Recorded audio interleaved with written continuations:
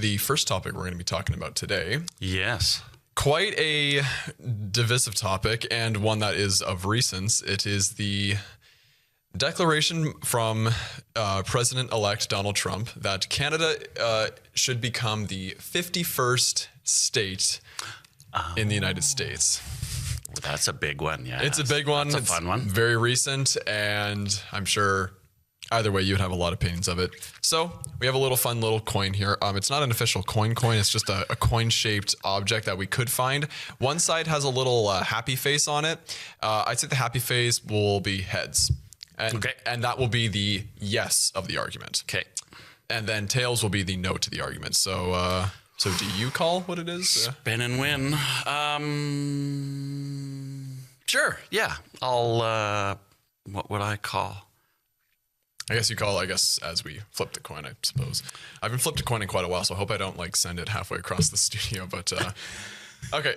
Well, why don't we make it, I'll do whatever the coin lands. So if it lands pro 51st state, then that'll be my position. And if it lands opposite 51st state, then that'll be my position. And then we'll let the coin decide. Alrighty, here we go. So nervous. It is heads. So you are on the... I'm pro 51st state. And I am anti 51st state. Great. Okay. Yeah, let's... Well, let's jump right in. And we have our phones here in case we want to do some fact checking or maybe get some facts straight because that's kind of important. I call fact check.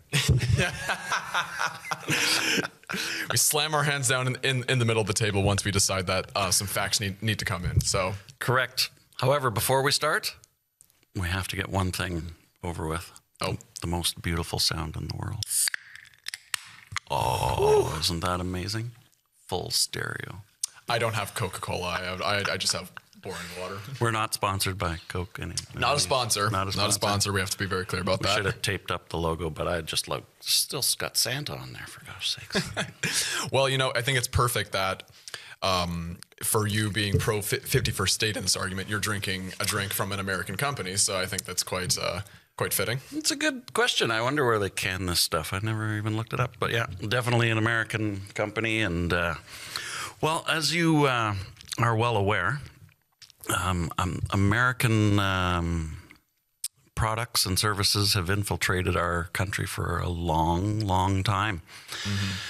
And as Coke would testify, we seem to be all right with it. We don't have a Canadian version of everything here. We just like what we like, and that's how we like it, right? If I want Coke, I should be able to get Coke, and I should be able to get it at a reasonable price. And one of the arguments against becoming a 51st state is that there's a big tariff question looming over January 20th, and threats have been made. Shots have been fired, as they say. However, I challenge the notion that if the American flag were flying at Parliament Hill, now that's the only thing I'm going to talk about because we have to get into it, but I'm of the opinion, of course, because the coin says so, but I'm of the opinion that I'm not sure a lot of people would even notice the difference because our products and services that we enjoy today wouldn't necessarily change because there's an established track record of trade and goods and services flowing across the border already. Whether the flag on Parliament Hill was a different color, other than the public outrage, of course, but from a goods and services viewpoint, I'm not sure we would really notice the difference. And that's just a general opening statement. Obviously, there's holes to discuss, and I'll give it back to you. I don't want to monopolize the conversation here, but that's my opening argument: is that I'm sure to the average Canadian, if nothing else changed but the flag on Parliament Hill, I'm not sure anybody would really notice that there was anything different about Canada. I think you bring up a good point, but I think for my kind of opening statement would be, and I feel like this is a really easy argument that you can make, is the question of what becomes of the universal healthcare system if we get absorbed by the United States. Because once we dive into it, all of these little, because of course the United States is the only major country in the world to not have a single payer healthcare system, and if we were to absorbed by that, I don't see how Canada becoming one giant state, if that's under the assumption that we all have to then overhaul an entire system for over 40 million people like that. And I think there'd be a lot of pushback that I don't think would be quite good. But the other thing I will mention, because I did see this point pop up just this morning, but with Canada being a country that is officially has both French and English as our official languages, how does that become in the United States? Spanish is not an official language in the United States. I think English is still only the official language of the United States. So would the French language somehow bump itself to also become an official language from a pushback from Quebec when Spanish hasn't even been, when there are more Spanish speakers in the States than there are French speakers in Canada? Well, it's a wonderful question because the French people are so entrenched in Canadian history and very aware of how language and culture can evaporate, when overwhelmed by a much larger society. And French Canadians have had that feeling ever since the beginning of the country, as a matter of fact. The French were outnumbered heavily by the British for most of Canada's history. So certainly those concerns are valid and warranted. But there's a bit of an assumption baked into that question, in that French is somehow dependent on its official language status in order to maintain its culture and its vibrancy.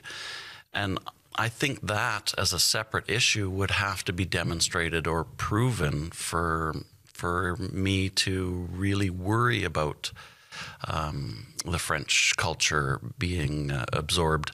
I think that the French culture is as strong as the French culture wants to be. I think that France or French Canadians can look back at a track record of actually expanding influence in Canada. Manitoba being a great example. If you watch a Montreal Canadiens game in Winnipeg, it's 50-50. It's right down the middle, red jerseys to blue jerseys. And it's amazing. A lot of people, if they didn't watch hockey and see Montreal come into town, they'd never know how many French people. So I think the French culture is doing quite well. New Brunswick is amazing. Ontario, everyone is bilingual, at least every time I go there. It's amazing how many people that I meet in Ontario that speak French, meet in Manitoba that speak French, meet in Acadia that speak French. I think the French language is doing just fine, and I don't think a piece of paper is the reason. I think it's the French people spreading their culture and showing the world what it means to be French Canadian. I think that's a high enough level of purpose that a politician making a signature on a piece of paper isn't going to take anything away from the French, and I don't think it gives French Canadians anything either. I think it's window dressing, and I think French Canadians have done a fantastic job in defending their culture and their language, and the rest of Canada is the example of it. So I'm not sure that I would be so afraid as a French Canadian about losing anything in the the wave of the tidal wave of the U.S. if it were to wash over Canada. I'm not sure French Canadians would feel the pain.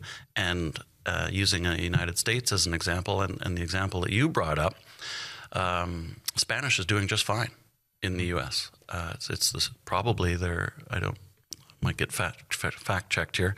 I suspect it's probably the number 2 language in the U.S. I'm fairly certain it is, yeah. I'm pretty sure it is. And they didn't need a politician to sign anything to a piece of paper to get that level of representation within the states. So as an argument, I mean, I understand, of course, the historical perspective from the French-Canadian point of view. I'm just not convinced that it's an actual problem that we need to solve in advance of any American tidal wave washing over our country. Fair point. Well, okay. Well, I'm going to throw out another point here. I would worry about us becoming the 51st state because I feel like a lot of the values that we have as Canadians, whether it is political, I feel like a lot of that would become diluted if we were to be absorbed. Because, as an example, I mean, we can really start getting into the divisive side of things, but when it comes to everything that we hold dear, that we feel like we're much more of a liberal society compared to the United States, whether that be the kind of maybe more stronger social safety net, single payer healthcare, the abortion debate. If we were to be absorbed, I think a lot of that would be stripped away pretty easily, or they would try and put it to some vote, and you never know how that would go. So I just feel like a lot of the values that we hold strong as Canada just becomes diluted, or it could be, I wouldn't say taken away, but it would just be greatly diminished. And I mean, I think, yeah, I can see how the Spanish language is thriving, but there's also the point of Quebec is kind of isolated in the sense that the only other predominant, like, main French-speaking country of millions and millions of people is halfway across an ocean, while in the United States, they have a country of about 150 so million of Spanish speakers right south of their border. So there is an influence that's very close to them, while Quebec is basically one little kind of bastion of French culture and heritage surrounded by a giant swarm of English. So they a little more isolated in that regard. Well, you did bring up one interesting word. I think it was you said that there was some uncertainty as to what type of political changes might come as a result of becoming a 51st state. And when I hear something like that, it makes me think that we're using as an excuse to turn down Trump's offer. We're using as an excuse to say no the thought that something unknown is coming, the uncertainty of what they might do. So I'm trying to, the only way I can argue this position is by saying what could happen in the future is irrelevant of who's in charge. There's nothing stopping Canadian politicians from doing bad things, as there's recent history to draw upon there, right? Sure. So good timing for this episode. But if it's the worry of what might happen in the future, if you're using that to make a decision today on a political front, the American politicians are just as capable as the Canadian politicians of making bad decisions. So if your goal is to isolate yourself from bad decisions, the only solution is to get rid of politicians, right? Like, we're not going to make ourselves any better by picking one politician over the other, because we're still stuck with a politician. And recent events have shown that politicians, they have varying levels of usefulness. Yep. That's a good way to put it, I think. Mm-hmm. And in order to argue this position, I would have to say I would rely less on what might happen in the future, worry us, because we're not isolated. As long as there's politicians running the show, we're just swimming in bad decisions, because that's what politicians do. They make decisions that everybody doesn't like. The rule in any negotiation is if both sides leave the negotiating table angry, then you've done a good job. So politicians, they play that to the max, and they try to make everybody as angry as possible, because then they can, tell themselves that they've done a good job. Yeah. Obviously, that's usually not true. However, in this case, what was the specific issue that you raised, I forget now, because we doubled back to the French Canadians. Single payer healthcare, abortion. Healthcare, right? It was healthcare. That's what I wanted to discuss. So let's healthcare is another huge topic. It's a tangent that we could do a separate podcast on. But if we want to touch on healthcare as it relates to becoming the 51st state, the one question I would ask you is, have you ever experienced the American healthcare system personally? I have not, no. I have.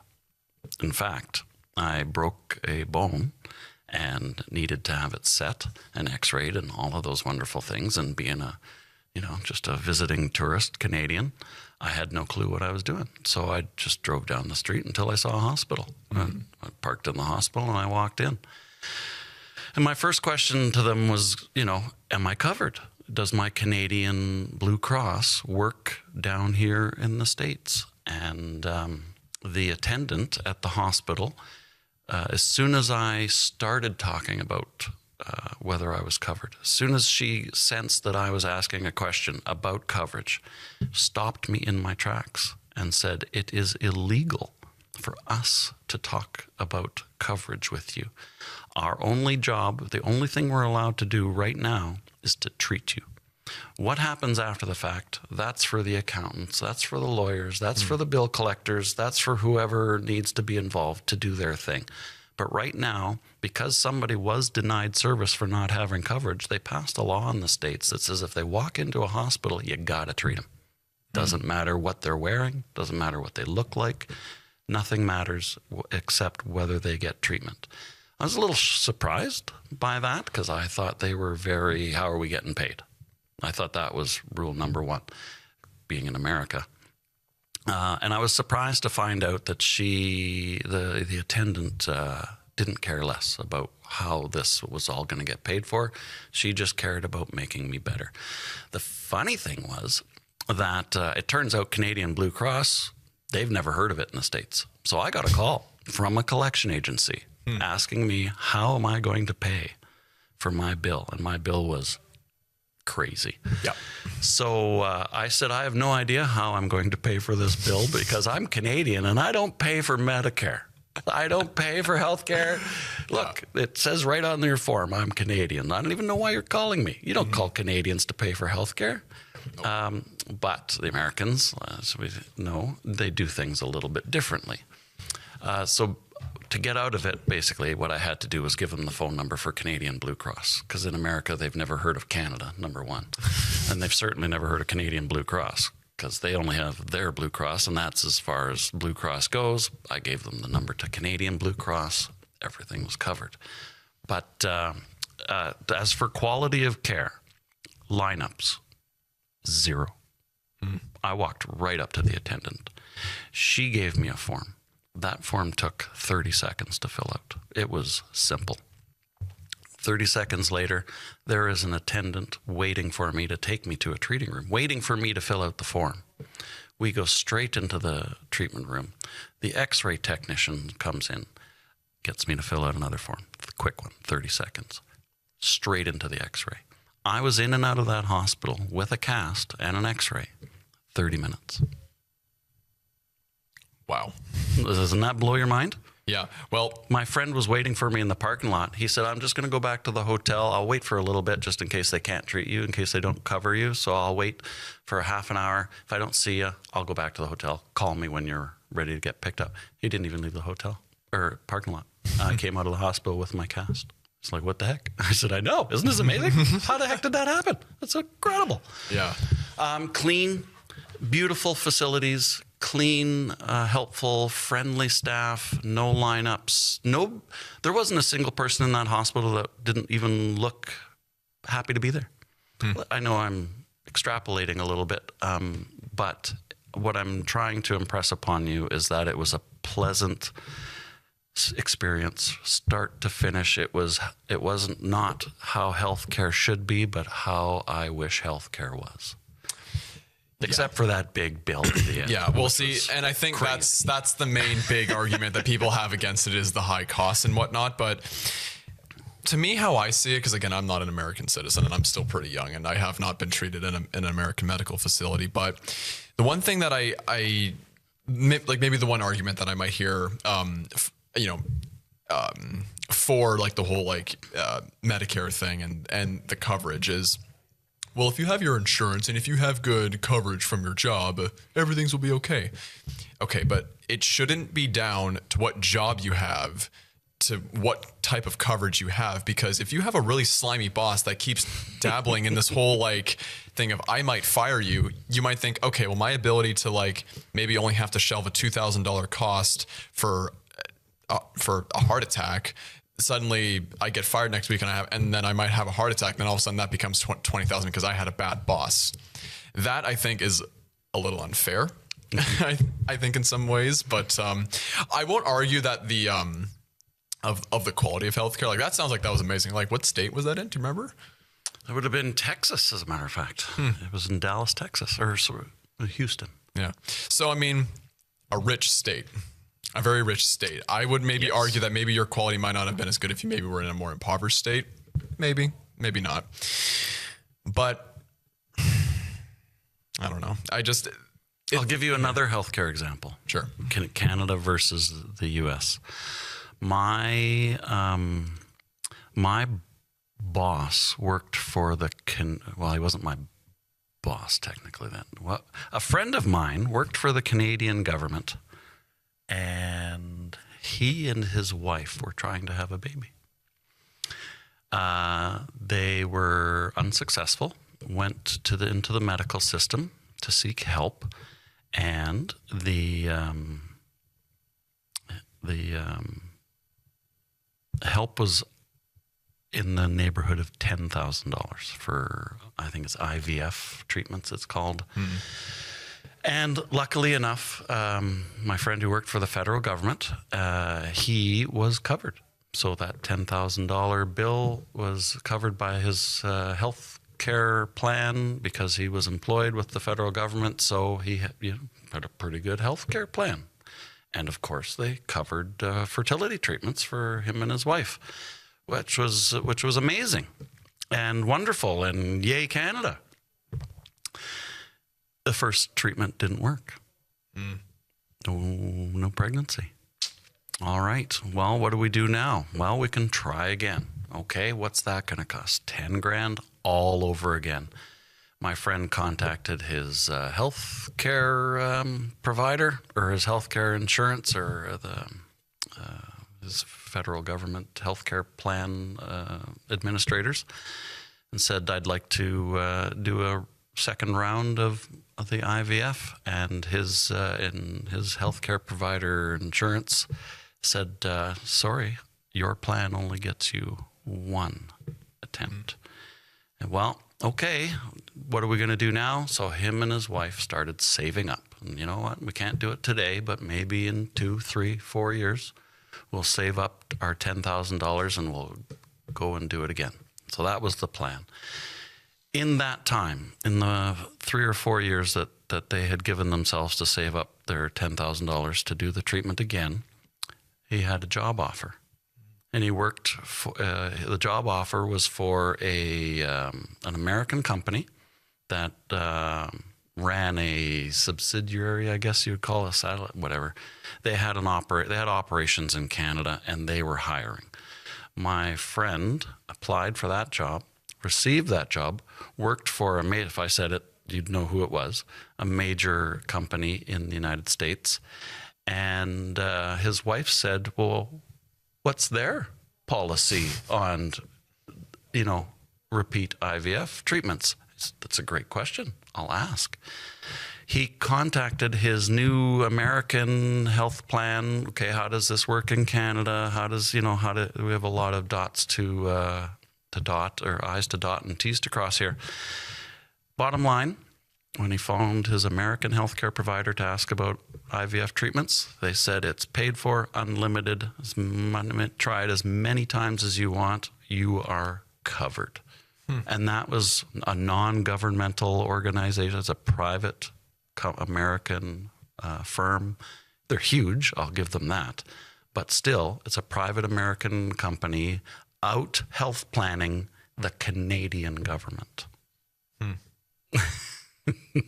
When I found out that story, I would jaw drop. I'm like, you got to be kidding. The federal government gets beaten by a major industrial conglomerate in the United States. That's unheard of. So there's many. All I mean to say is that from every problem, there are multiple angles to look at it, and different viewpoints, and not everything is cut and dry. And I'm going to use that argument to try and justify this position that 51st state is bad. Well, let's look at it from all the different angles, and let's actually maybe make a calculated view. What would it mean to trade right off the bat? It means no tariffs. I mean, the U.S. doesn't have any tariffs between states. So we would instantly benefit from the removal of this looming tariff threat that he's thrown out. Now, I'm not convinced entirely that the tariff threat is actually real. I think the tariff threat is to give Trump bargaining power over Russia. And I think right now he's more concerned about Russia, Ukraine, finding an elegant and speedy solution, because the faster he fixes it, the more credit, the better he looks, right? Oh, of course. So he's trying to posture himself to give Putin and Zelensky a reason to come to the table. And if that reason is, well, I'm going to make the greatest country that ever lived by combining the United States and Canada and Greenland, I mean, on a map, we're half the world. So I can imagine how that would give Trump a bargaining tool. Play ball with Ukraine, or we're going to leave you behind, make the greatest country that ever lived. We're going to combine the greatest workforce with the greatest amount of natural resources ever seen in the world. We're going to put them together and basically start running things. That may bring Putin to the table. It's a complicated thing, so I can't possibly know how all of the variables are going to work themselves out. But it seems like a lot of rhetoric, which Trump is known for rhetoric. He has a long track record of using rhetoric as a weapon, as a tool, and I suspect that's more of the same right now. So when he throws his tariffs around, I've looked at the trade between Canada and the U.S., and other than, steel, aluminum, a lot of, the metals, we have an equal trading relationship, except for, wood, aluminum, steel, those types of things. Cars, we import as many as we export.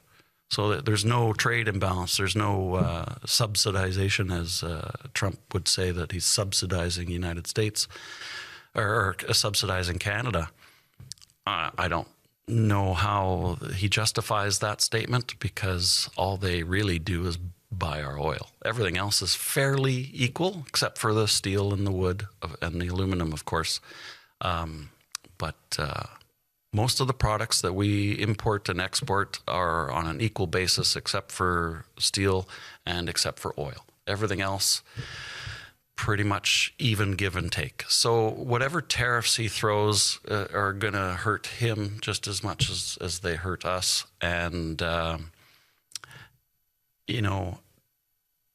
whether it's rhetoric or real, I'm going to lean on the rhetoric side and pretend that tariffs are not something that we need to really even concern ourselves with, because of the bigger world picture and because of how economically we are very not isolated, but we have a long, all of the industries that trade back and forth across the border are established. They are they're not something that Trump is going to try and kill. He needs aluminum. He needs steel, and he's worried about supply. And once the rhetoric blows over and they've shifted to the next crisis, I think the tariff question will just fade away into the distance. Okay, so there are some things I want to kind of poke some holes in. So when the whole thing comes to the tariff debate, I actually would agree with you that I think it's maybe a bit of a rhetoric thing, and it's just the punchy headline right now. Maybe in 2 years it'll mean absolutely nothing. But the whole thing of us becoming the 51st state to avoid all these tariffs, I think for us to keep our sovereignty, we can do a much easier solution that we already did during Trump's first term is we just slap more tariffs back on them at an equal rate and basically make the whole thing redundant. That's the standard. That's the standard thing to do. And I think that we should do it because it just makes, well, kind of just makes Trump look stupid in that regard because it just makes America suffer more for it. But the whole thing about us, like, okay, so if America were to absorb Canada and Greenland, or maybe even Mexico if he wanted to be even more bold, I don't like that idea because I don't like the idea of a country that big holding that much power over the entire world.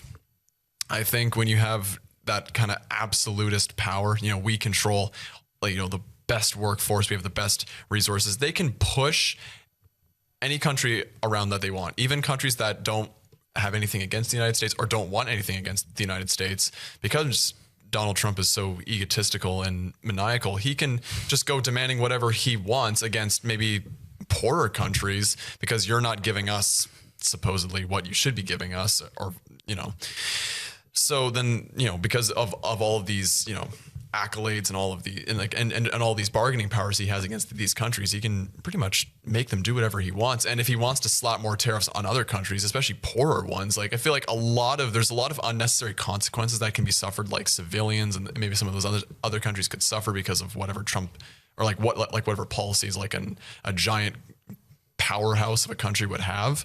Because I mean, you already do see that with the United States as big as it is, and I think with Donald Trump becoming president, and if he were to gain those countries, I feel like that would just become even worse.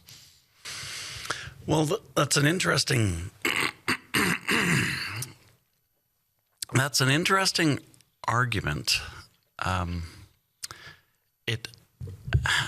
Let me put it to you in a different light then. Let's say tomorrow's headline was China and the USSR merge into one giant supernation. How would that change your perception of the United States joining Canada? I still would be against it because it depends on what they wanted to do. If they wanted to do that as like some sort of military alliance, or if they wanted to start becoming more hostile and aggressive towards us, I still don't think there's a need for Canada to join the US because we already have NATO. We already have all the military alliances between the United States and Australia and South Korea and Japan. When it comes to a global war, if it was just fought conventionally, the United States has China and Russia surrounded on all sides. They can blockade those countries by land, sea, and air if they wanted to. And I don't think us joining them would really make a whole lot of a difference. Sure, it might make maybe a little easier for them to transport troops to Alaska to jump over to barren wasteland in Russia if they wanted to, but I'm sure Canada would just say, yeah, you can come on in.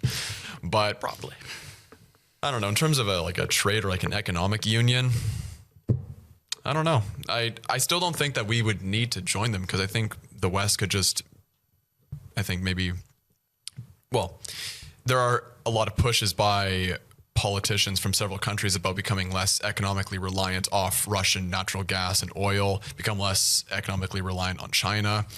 So I don't think us joining them really, I don't think that needs to happen to change any of that. I think maybe just the existing governments in Canada, the United States, the UK, etc., could still, forge some new trade deals, new negotiations to become more cooperative. And I won't say the word reliant, but more cooperative with each other so that they don't have to have this giant bargaining power like China or Russia.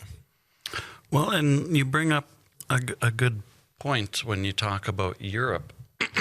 When I asked the question about merging Russia and China, it was to see if your fear would light up at all. Like, how scary is the thought of Russia and China merging? So it was a great way to see what your reaction was. And I was surprised you didn't really treat it as a threat. You just said, yeah, well, it doesn't mean we have to do anything. Just because they're doing something doesn't mean we have to do something. Which, and I get that. But what I'm curious is whether you think that if that was a headline tomorrow, that Russia and China are going to join and unite as one country, what the political pundits are going to talk about, what the reporters are going to talk about, what everybody online is going to start talking about. Because I would suspect that there would be a huge amount of fear in the Russia-China machine becoming united. I think that would trigger a lot of fear responses for a lot of people that get paid to tell us whether this is a good thing or bad thing. Yeah. So I suspect that there would be a massive fear response, and a fear response would be met with we need to do something. And of course, what would you do? You would probably start talking a little bit more seriously about joining Canada and the U.S. Now, that may or may not be true, but what is true is the European Union. So this movement of combining, dropping borders, open borders, free trade, Same currency. These are not new ideas. In fact, they're very popular ideas. So I suspect that the reason this 51st state idea is being so rejected so overwhelmingly is by who said it. I think if somebody that was maybe a little bit better liked, a politician that was a little, if Obama had said it, everyone would be like, well, yay! exactly. And that's probably not true, obviously. Right. But what I mean to say is it wouldn't be hated nearly as much as, because it's Trump's idea. It's a horrible idea. I would like to look at the idea and weigh it on its own merits, as if Obama had said it. Like, that's a great way to see if the idea can stand on its own. Well, what if a politician we actually liked were to come out and say the exact same words? Would we be as opposed to it? I think we'd still be opposed to it, as of course we would be, because we're a sovereign nation. However, it would be a lot less of a fight to, if push came to shove, about whether we were going to go through with it or not.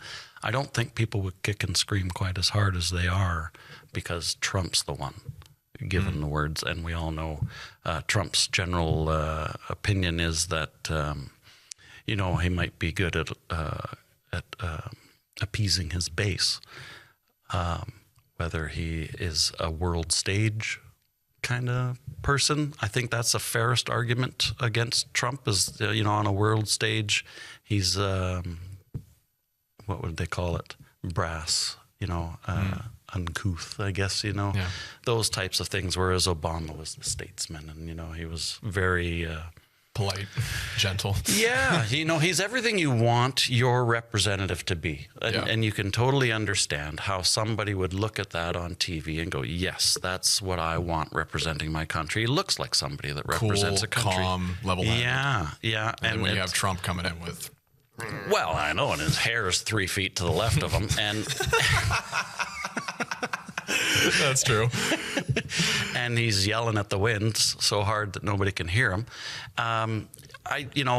What I like about Trump, it's tough to say that you like something about Trump, but I like that he's different, quirky, got all of these faults, got all of these flaws, and even though he's riddled with flaws, he still gets up and he still comes to the microphone, still says his outrageous things. Like, nothing slows him down. Nothing stops him. He's just Trump, and that's all he'll ever be. He's not pretending to be something, where maybe the guy who's perfect, maybe, is it an act? Is it him?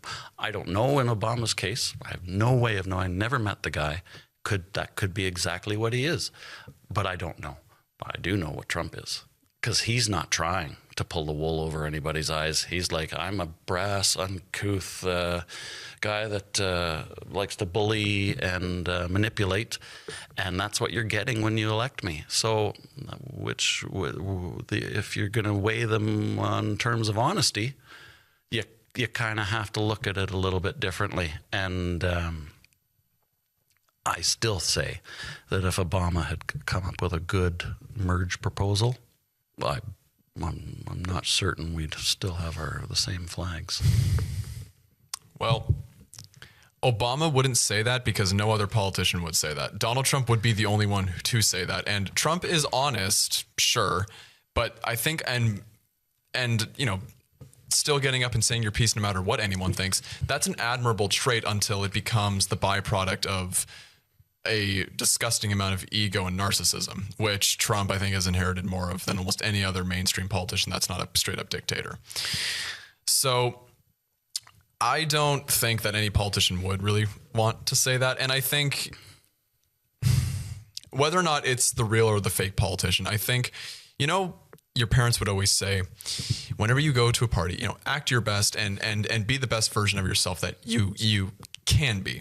And I think that politicians should be like that. I don't think things like the G7 or the G20 should not be Trump just coming in going, everything is wrong. All of you need to do that. You're all fired. That's the difference between a businessman and a politician.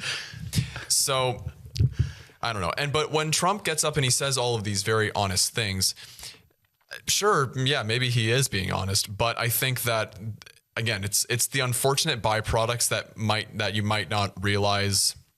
If you don't give it a second thought, you might think, well, that's good. He's being honest. He's doing all this. But if you give it a second thought, it allows for a lot of the behavior that he does and a lot of these kind of virtue signaling that he does. It allows for this behavior to become mainstream and be okay in general society, because I feel like a lot of the quote unquote MAGA, crowd, they were always there, but Trump allowed them to crawl out under the rock that they lived under and actually be outwardly themselves in these, I think, objectively terrible ways. And I don't want to be a state in a country that allows someone like that to become a leader. And there's actually one point I wanted to make, if to just to double back to the politics side, was in Canada, with all the political parties we have a couple parties that have official status. And yes, you can make the argument that we've only ever had conservative and liberal governments, and it's sort of like a two-party race just between the two. But however, we do have several official parties across the political spectrum that have influence and have sway in how an election goes. In the American election, it is between Democrats and Republicans, and that's it.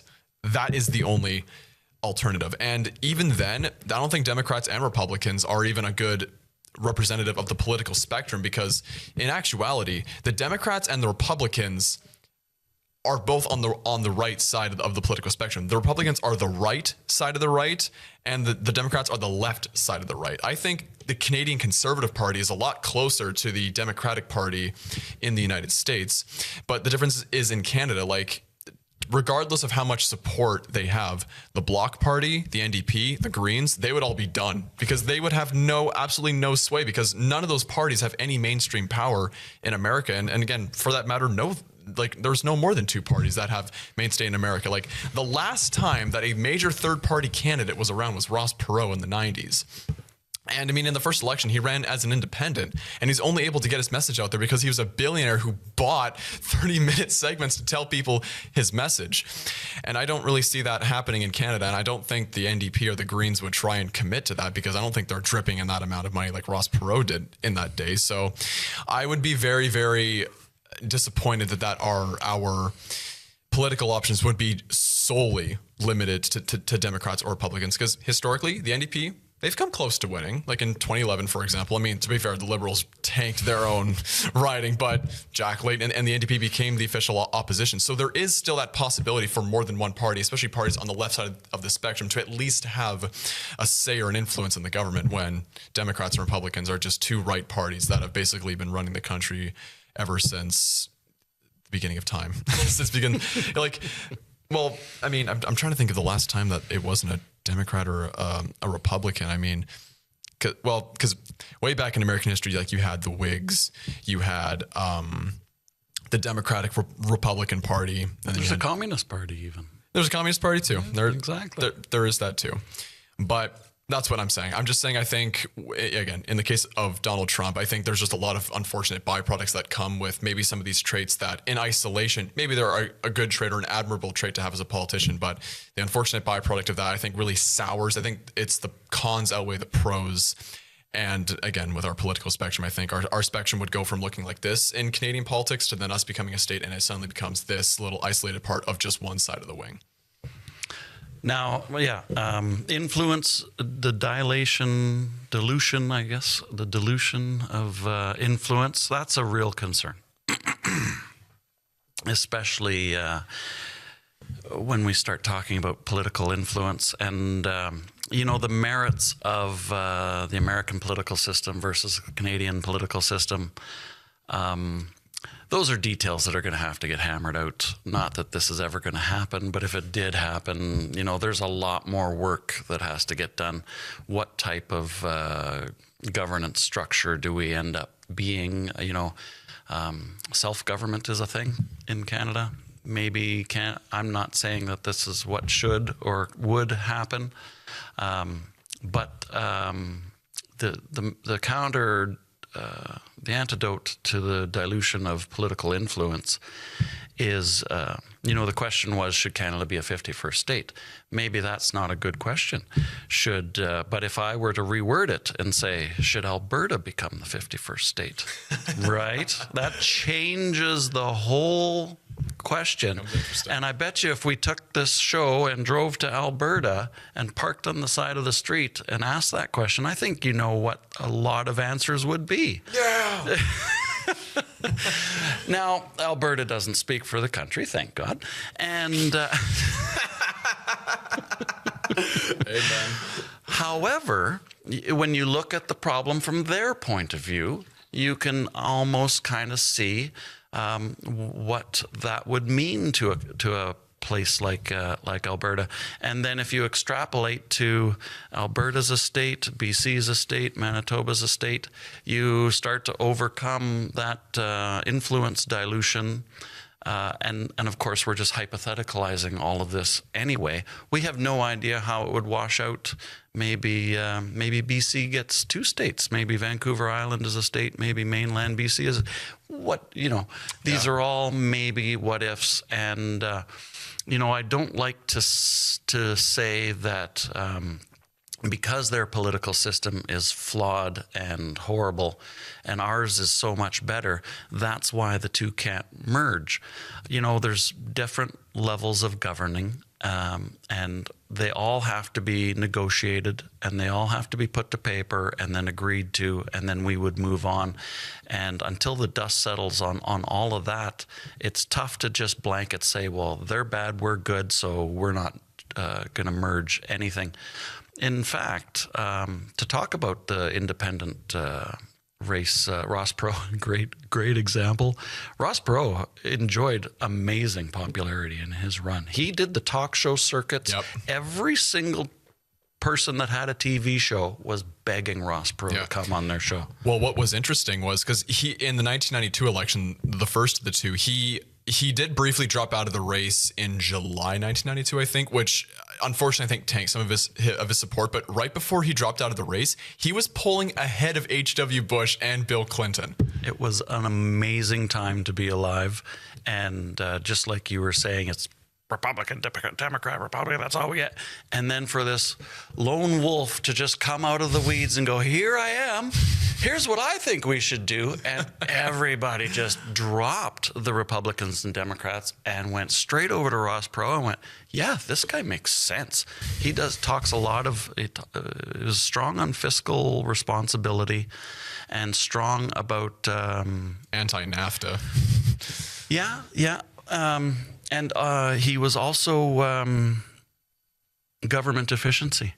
Yep. It was huge campaign. He wanted to go in for 4 years and just from day one, just hey, get Congress to sing Kumbaya. He was going to show up with a mop and a vacuum cleaner and just clean house. And because he was, like you say, a billionaire, you had to take him at his word, right? Because you don't just get there by magic, although maybe he did. There's inheritances and everything. But I thought his message resonated with the American people, and I thought that the third-party candidate might actually take off with the success of Ross Perot. And I find it kind of curious that he was pummeled into the ground politically. I think his speech, his last speech was, "They've threatened my family. That's gone too far. I'm out of here. I'm dropping out of the race." Whether any of that was true, who knows? But what it did show was that the Republicans and Democrats don't like being challenged. They've had unchecked power for so long, and that's the way they want to keep it. And of course, that's what they think, because that's what anybody would think. They would be threatened by an outsider, which is exactly what they were. The neat thing about Trump is that the Trump campaign made a decision that the Biden campaign didn't. And that decision was who was going to absorb this election's third-party candidate in, was it RFK Jr., I think is his name? Yes. I think that's his name. Yeah. We do have 3.5 minutes, so we gotta try and. Goodness. Okay, I'm gonna wrap up on this. It's not a bad way for me to end my side. RFK represented a lot of what Ross Perot did. Not in that he was a billionaire, of course, but that he had a lot of different ideas that were out of mainstream, not Republican, not Democrat. They were just his own, and he wanted to push them. And he was a fairly popular, not a Ross Perot level, but he was a fairly popular candidate. And the side that absorbed him into their campaign ended up winning. I think that speaks a lot about how a third-party candidate can have a great deal of influence in the American political system, and I think that's testament. And then absorbing Elon, these are all the different things. They're proof that together you're stronger than you are separately. And I don't hate the American political system for funneling all of the candidates into two yay or nay, red or blue pills. I don't hate it. I, in fact, probably don't like the way the Canadian politics works, in that our votes are divided amongst so many, whereas America concentrates their votes into, let's get everybody to decide which side they want to be on, announce it publicly, and then we have a vote. Versus here, we have one guy saying one thing. We have 5 different people, each saying their own message, and then we're supposed to pick which of those are the best. It dilutes our vote, and I don't know which one would be better or worse, but the American their system has their benefits, as their track record would, I think, show. And I think that's a good place for me to. Yeah. All right. And with that, the debate has come to a close. No one got beaten up, which I think is that's a good sign. We're pretty good to each other, I think. It was a responsible. I mean, would very like to hear any feedback. You know, who won the debate, yes. right? Who won the debate? Who do you think brought up more valuable points? And again, this was just a friendly debate. We can we can walk away and still be colleagues, unlike maybe some of the American systems where we promise no fighting until the cameras are done recording, and then it's on. Yeah, we have a pair of boxing gloves just out of shot here. Well, thank you, Kevin, for taking your time. I'd cheers you, but there we go. Cheers. Cheers to good debates. To good debates indeed. So thank you for watching the first episode of Roundtable Battlefield. Stay tuned for more episodes. And if you'd like to send us feedback, or you'd maybe like to be a part of the show, you can send us an email at WCGtv@westmancom.com. We'd absolutely love to hear your feedback on it. And from Kevin and Colin, thank you for watching the first episode, and we'll see you soon. Cheers.